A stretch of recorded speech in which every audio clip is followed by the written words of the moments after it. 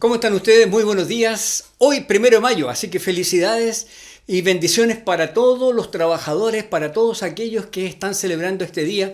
A pesar de que se conmemora un hecho bastante trágico y doloroso, lo que queremos es honrar a todos aquellos que producto de su esfuerzo y de su trabajo, están levantando sus familias, sus vidas y por cierto las naciones. Así que los bendecimos, el trabajo es algo que Dios ha provisto para cada uno de nosotros y pedimos en oración que cada persona, cada hombre y cada mujer de nuestra patria pueda tener un trabajo digno por medio del cual pueda sostener su vida y la de su familia. Dicho esto, y felicidades por este día, a pesar de ser feriado, vamos a continuar con nuestra serie Profetas y Reyes. Soy Horacio González, pastor de Union Church, y estamos aquí en el escritorio del pastor con la compañía de Jesucristo, el buen pastor, tratando de encontrar toda la enseñanza práctica a través del primer libro de Samuel en la historia hermosa, tremendamente entretenida que nos está relatando este libro. Los pasajes que vamos a considerar hoy día están entre los capítulos 4 y 7 de Primero de Samuel. El relato completo está allí, nosotros solamente vamos a referirnos. Si cualquier duda, cualquier pregunta, cualquier comentario, cualquier consulta, no dejes de escribir a horacio@unionchurch.cl. En el verso 1 del capítulo 4 del primer libro de Samuel, dice esta sencilla frase: la palabra de Samuel se recibía en todo Israel. ¡Wow! Mira, hay ocasiones en cuando alguien emite un mensaje, es difícil evitar escucharlo, ¿no es cierto? No podemos escapar, estamos o nos sentimos obligados a escucharlo. Y muchas otras razones. Sin embargo, el escucharlo no significa recibir el mensaje emitido. Recibir el mensaje emitido es otra cosa. Implica que voluntariamente decidimos hacer nuestro el contenido de ese mensaje. Lo apropiamos. Nos relacionamos de alguna manera con ese mensaje, con nuestra realidad y con nuestras necesidades, o con las realidades de otros y las necesidades de otros. Esta era la actitud del pueblo de Israel con respecto a los mensajes de Samuel. No solo lo escuchaban, sino que ellos lo recibían y lo hacían propio. ¿A qué se debía esto? ¿Qué hacía que las palabras de aquel joven, de este joven que ni siquiera pertenecía a la casta sacerdotal, fueran apreciadas de tal manera por el pueblo? ¿Qué autoridad había en él o emanaba de él para que las personas consideraban e hicieran suyas las palabras de Samuel?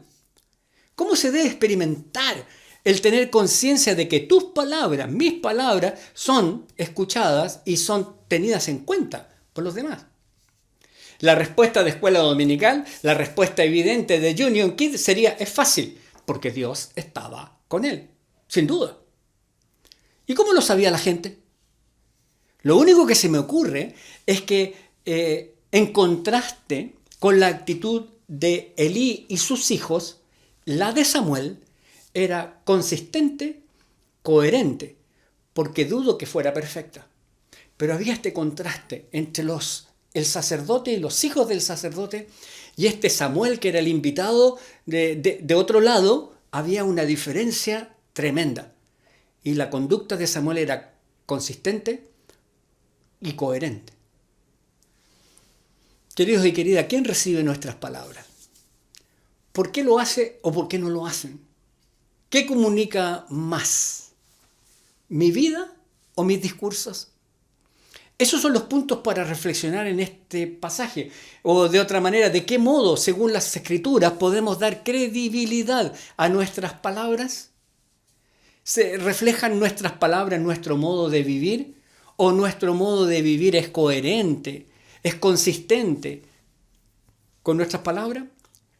¿Qué vas a hacer en respuesta a estas preguntas? De eso se trata este compartir cada lunes. Y podemos seguir buscando reflexiones y verdades a través de esta historia de los profetas y reyes, y particularmente de Samuel. Y aquí nos saltamos bastante tiempo.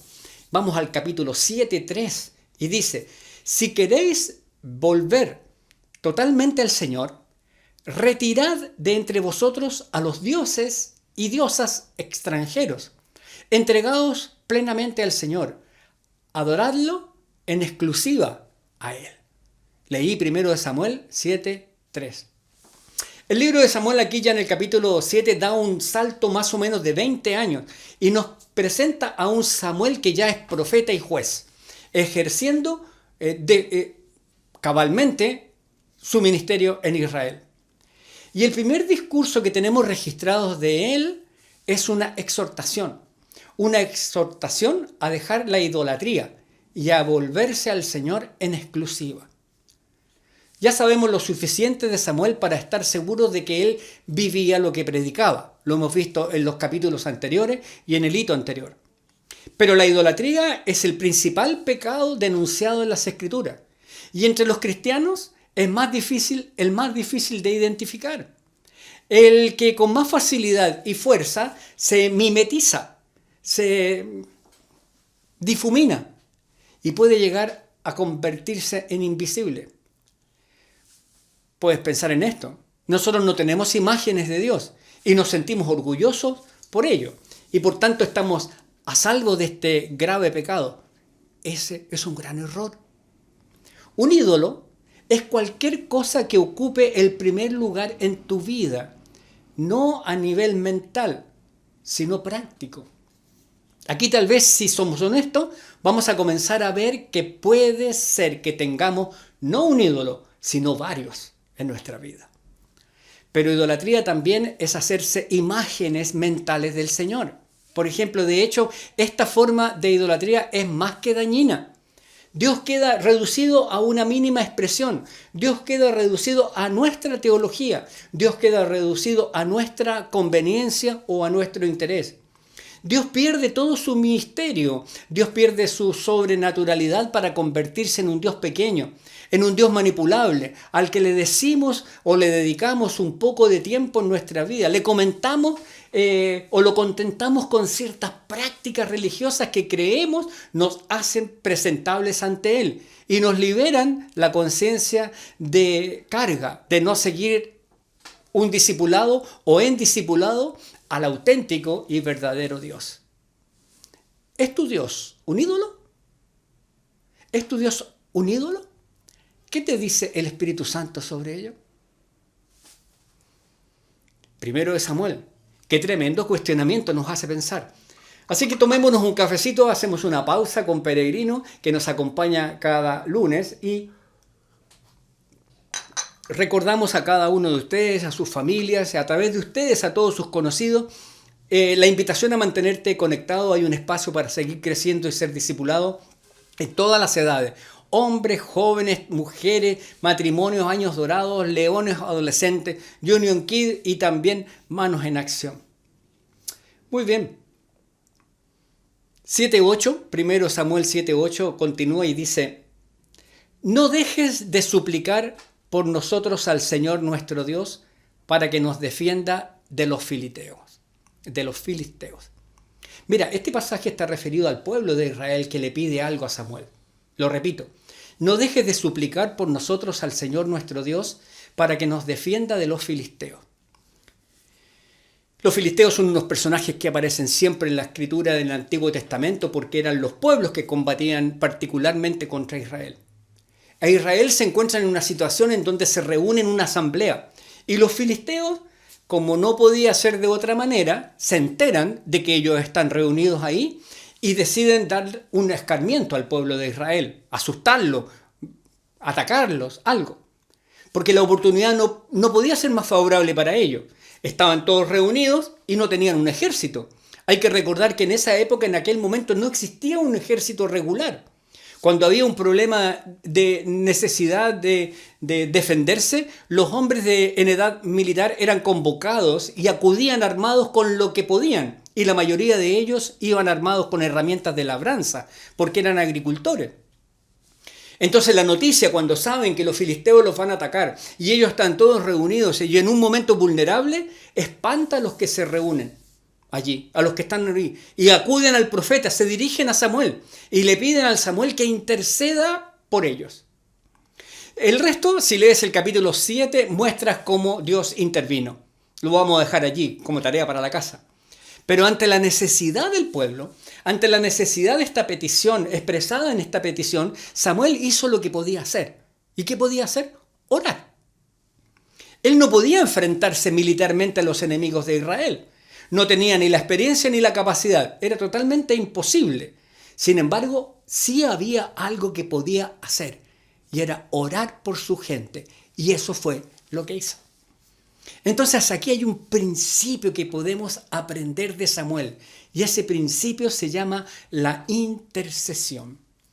Y no son pocas las ocasiones en las que nos sentimos totalmente incapaces de ayudar. Totalmente incapaces de ayudar a alguien que está pasando por momentos de dificultad de distinta naturaleza.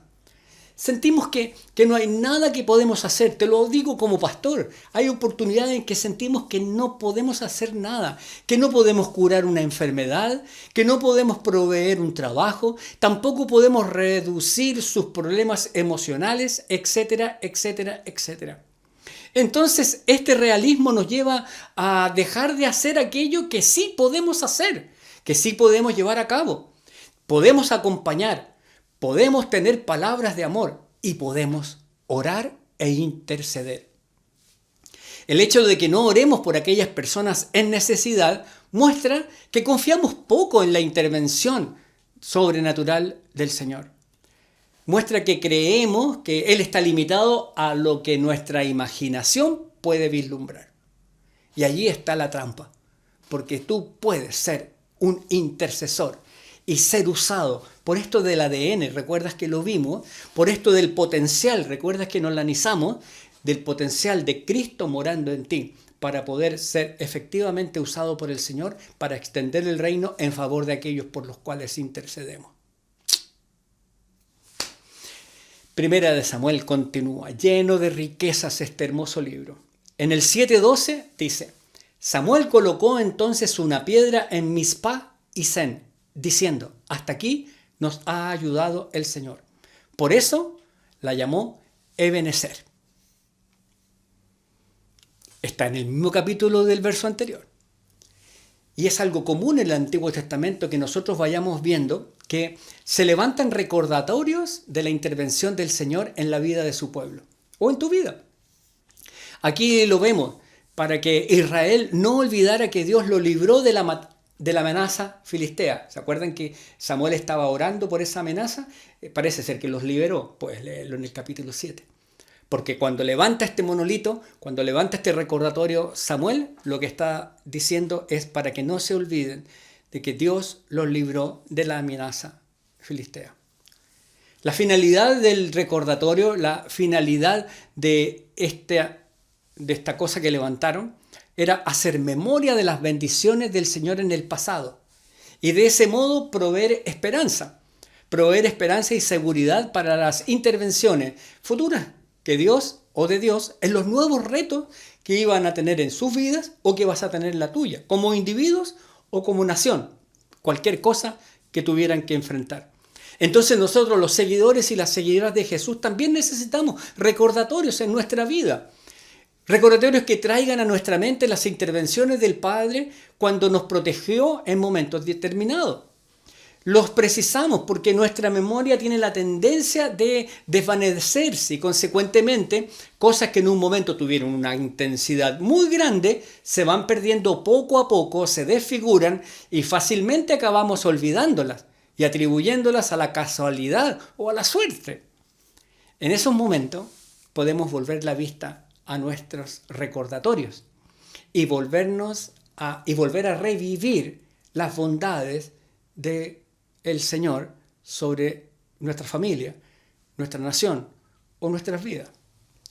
Estos recordatorios pueden ser objetos, pero también pueden ser personas que cuando las miramos con una perspectiva correcta nos recuerdan cómo Dios ha sido fiel en el pasado, cómo vemos cambios que serían inconcebibles sin la intervención suya sobre nosotros. Y eso sigue alimentando entonces toda una esperanza hacia el futuro. El Salmo 103 lo dice en una sola oración. No olvides ninguno de sus beneficios. Padre, en el nombre de Jesús, cuánta riqueza hay en tu palabra. Espíritu Santo, como tú, Señor, nos enseñas cada día algo nuevo. Y hoy no ha sido la excepción. Te damos gracias por ello. Alabamos y bendecimos tu nombre. Y te pedimos, Señor, que tú nos muevas nuestro corazón de manera intencional, consciente, y que nuestra voluntad sea rendida a ti para que podamos ser usados por ti, para interceder delante de ti por cada una de las necesidades de las personas o situaciones que se nos presentan en nuestra vida. Que lo hagamos en forma privada, personal, familiar, pero que también seamos capaces de unirnos en oración en los momentos de intercesión, allí los días miércoles a través del Zoom o los días domingo antes de nuestro servicio a las 10 de la mañana presencialmente. Ayúdanos, Señor, mueve nuestro corazón.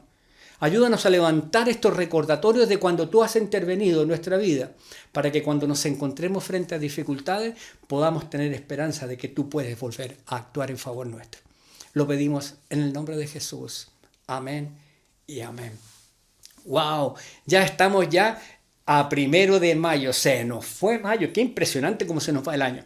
El próximo lunes, Dios mediante, estaremos aquí. Recuerda la reunión de oración que acabamos de mencionar, miércoles y domingo. Y por supuesto, mantente conectado y abre tus ojos porque vienen nuevas noticias para la red de matrimonio. Pronto te contaremos más. Nos vemos el próximo lunes.